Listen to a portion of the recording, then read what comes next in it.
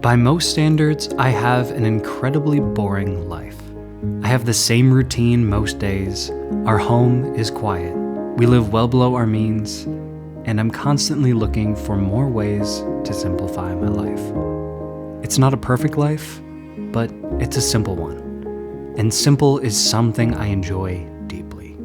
To quote Tolkien, it's not a bad thing to celebrate a simple life.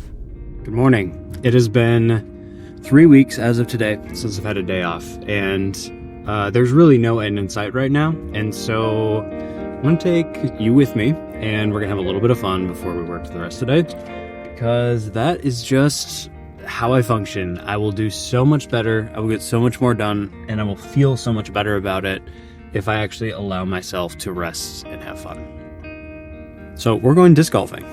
So I feel like I just took you guys disc golfing with me, but then I looked back and realized that the last video I did was in September, so hope you enjoy this slight change of scenery. So on this channel, I talk a lot about values. I think values are very important. They are the foundation for building a life that you want to live. And my top core value is competence, and then my number 3 core value is achievement.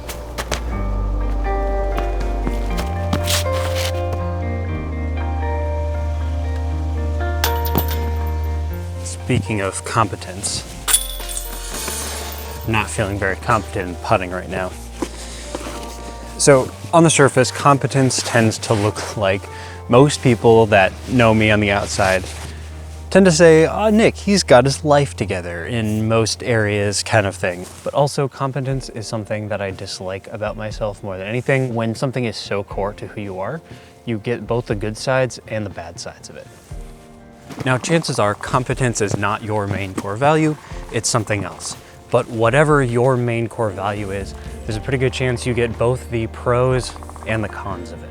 And your core values can be interpreted and applied in many different ways.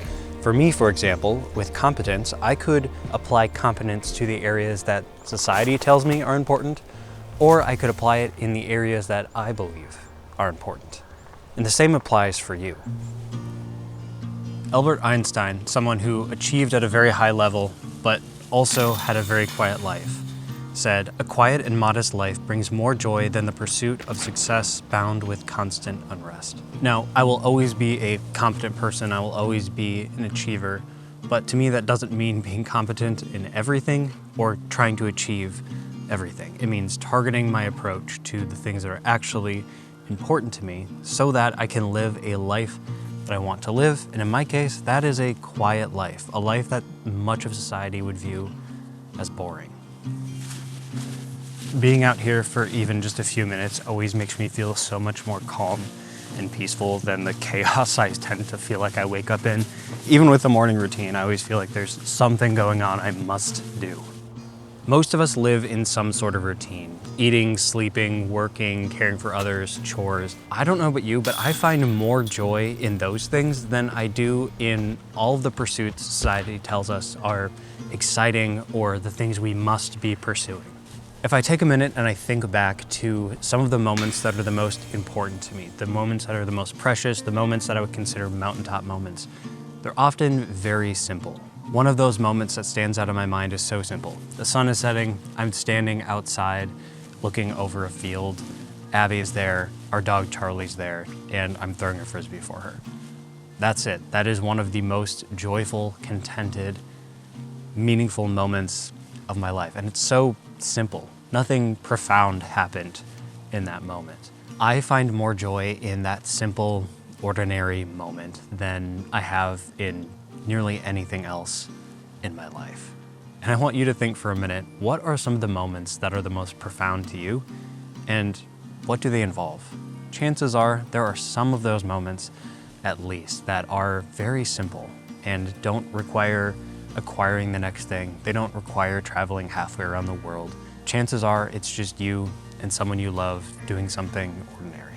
So I just checked the time and I have a in-person business meeting in 30 minutes. So looks like I'm gonna have to cut it short after this hole.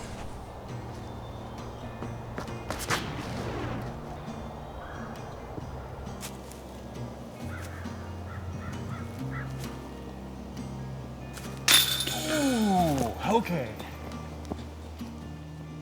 So here is what a boring life looks like to me. Most days are the same. I wake up at the same time. I go to bed at the same time. I eat the same thing for breakfast more or less every day. Most days I do focused work in the morning and then lighter work in the afternoon. I go to the gym 3 to 5 days a week. Most of the time in the evenings I go for a walk with Abby and Charlie. And on the weekend I might get to go play a round of disc golf with a friend. Now, living a boring life doesn't mean that I don't have dreams or plans for the future. I do. I have plenty of dreams and plans for the future. But I think this is one of those things that is just a stage of life right now. My priorities have been different in the past and will be different again in the future. But for right now, this is the life I have the opportunity to live. This is the life I'm excited to live.